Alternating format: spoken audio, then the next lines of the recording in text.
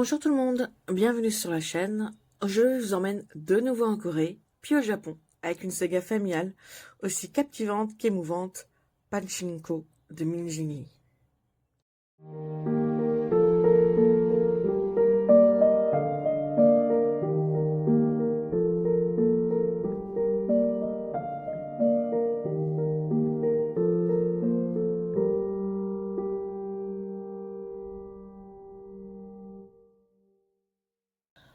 Alors, Pachinko c'est quoi? Le Pachinko est une machine de jeu, à mi-chemin entre le flipper et la machine à sous. C'est très populaire au Japon. Encore aujourd'hui, on y recense plus de 5 millions d'exemplaires. Mais retour au livre. L'histoire commence dans les années 1930 à Yongdo, en Corée. On suit Sunja, une jeune fille de 16 ans, qui vit avec sa mère dans une petite pension de famille. Son père est mort quand elle avait 13 ans. La vie est dure, mais simple. Un jour, au marché, Sunja rencontre Hansu, un homme séduisant, riche, mystérieux. Il vient du Japon. Il la sauve d'une situation délicate. Et très vite, Sunja tombe sous son charme. Sauf que Hansu n'est pas libre. Il a déjà une femme et 3 filles. Il propose à Sunja de devenir sa seconde épouse, son épouse coréenne. Mais Sunja refuse, par fierté, par honneur. Elle accepte alors d'épouser Isaac, un jeune pasteur bienveillant, et part vivre avec lui au Japon, à Osaka. Ce départ, c'est le début d'un exil. Un exil qui va traverser 4 générations et durer près de 8 décennies. Le roman est découpé en 3 grandes parties. Livre 1 de 1910 à 1933, livre 2 de 1939 à 1962 et livre 3 de 1962 à 1989. 768 pages. Oui, c'est un petit pavé. 768 pages d'une lecture fluide, intense et terriblement addictive.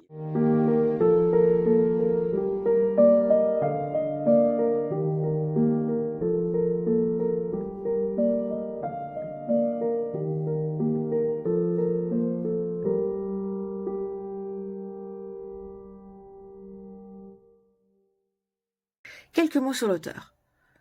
Minji Lee est née à Séoul en 1968. Depuis 1976, elle vit aux États-Unis. Elle a étudié l'histoire à Yale, puis le droit à Georgetown. Elle a aussi vécu au Japon. Après avoir été avocate à New York, elle s'est consacrée à l'écriture. Pachinko est son 2e roman et clairement une réussite.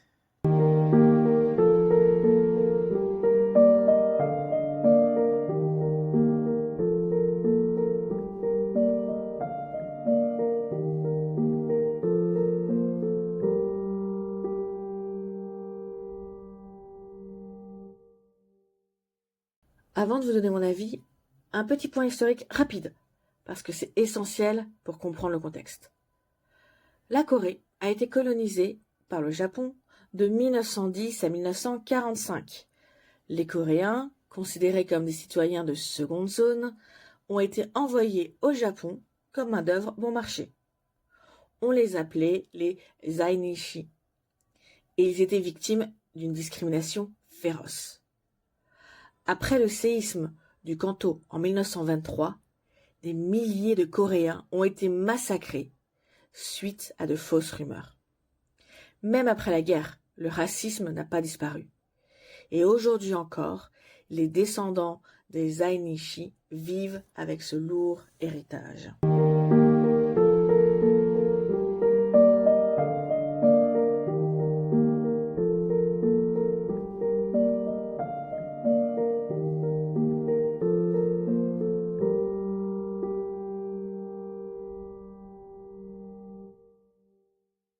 Et comme toujours dans mes chroniques, il n'y aura pas de spoiler, pour vous laisser découvrir ce livre. Je ne vais donc pas rentrer en détail, mais rester en surface, juste pour vous donner assez envie de découvrir par vous-même ce magnifique roman.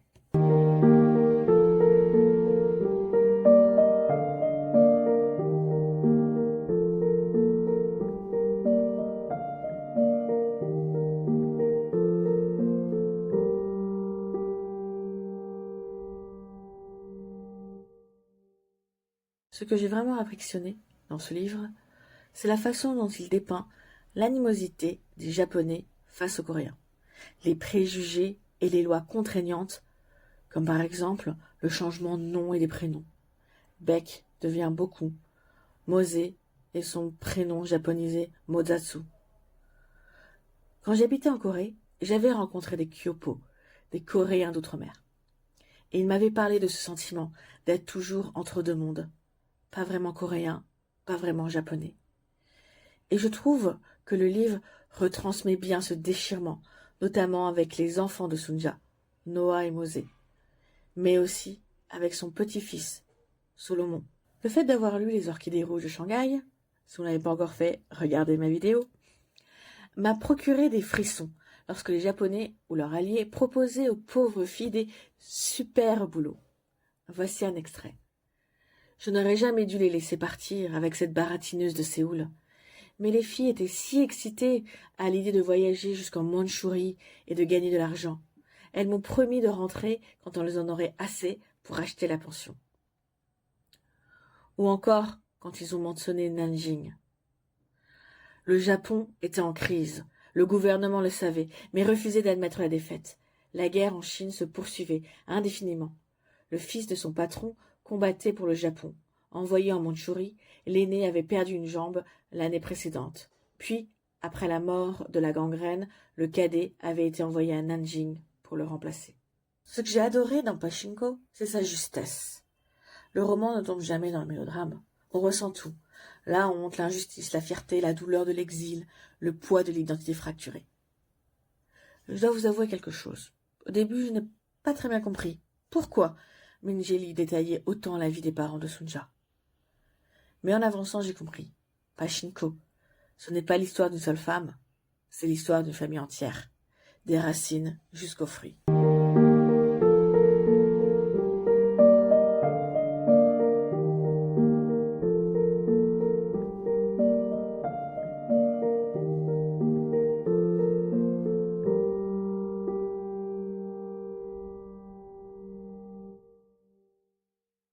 Et enfin, un petit mot sur la série.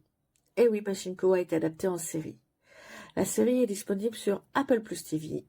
La première saison a été lancée en 2022, suivie de la seconde en 2024. Le casting est particulièrement réussi. Comment résister à Lee? Tous les acteurs livrent des performances solides, mais une mention spéciale revient à Min Han Kim, qui incarne avec beaucoup de justesse et de sensibilité la jeune Sunja. Elle apporte une émotion poignante à son personnage, rendant son parcours encore plus touchant. Au-delà des jeux des acteurs, ce sont les décors et la lumière qui m'ont véritablement émerveillée. Que l'on soit en Corée ou au Japon, chaque plan est soigné, avec une esthétique digne d'un grand film. Les jeux d'ombre, les couleurs, l'atmosphère, tout participe à une immersion totale dans cette époque et dans cet univers. C'est souvent avec une appréhension que l'on regarde une adaptation après avoir lu le livre. On redoute que les personnages soient trahis ou que l'ambiance ne soit pas au rendez-vous. Ici, au contraire, l'esprit du roman est respecté et les émotions sont au cœur de la série. Cependant, malgré toutes ces qualités, j'ai ressenti un léger manque. L'intrigue reste claire, mais certaines subtilités du roman sont passées sous silence. Il manque parfois des éléments du contexte, des détails qui, dans le livre, donnaient une profondeur supplémentaire aux personnages ou aux événements.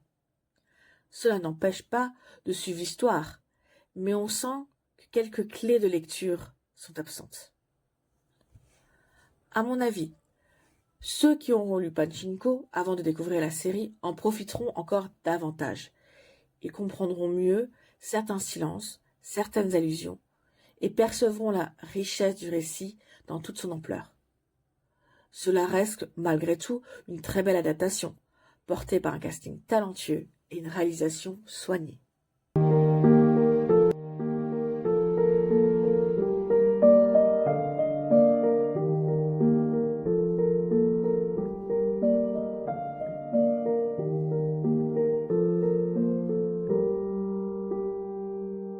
Merci d'avoir écouté cet épisode. Si ce livre vous intrigue, N'hésitez pas à me dire en commentaire. Et bien sûr, si vous avez aimé cet épisode, n'hésitez pas à liker et à vous abonner pour ne rien manquer de mes prochaines chroniques littéraires. À bientôt pour de nouvelles découvertes.